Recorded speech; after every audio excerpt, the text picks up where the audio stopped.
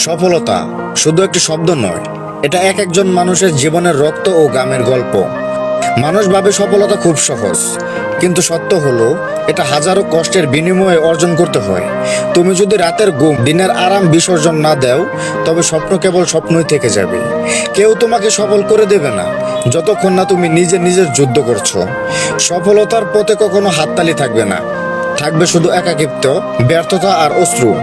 যে মানুষ এসব সহ্য করতে পারে, সেখান থেকে জন্ম হয় একজন সত্যিকারের সফল মানুষের।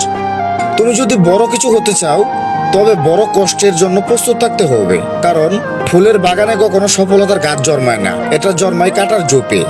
মানুষ তোমার হাসি দেখে হাততালি দেবে, কিন্তু তারা জানবেই না তুমি কত রাত কেঁদেছো, কত রাত জেগেছো। কিন্তু মনে রেখো, তোমার প্রতিটি কান্না, প্রতিটি ধৈর্য একদিন আল্লাহ পুরস্কৃত করবেন। সফলতা মানে কেবল টাকা পয়সা না, সফলতা মানে নিজেকে প্রতিদিন আগের চেয়ে শক্তিশালী বানানো। সুতরাং ধৈর্য ধরো এবং নিজের উপর বিশ্বাস রাখো, একদিন তুমিও সফল হবে।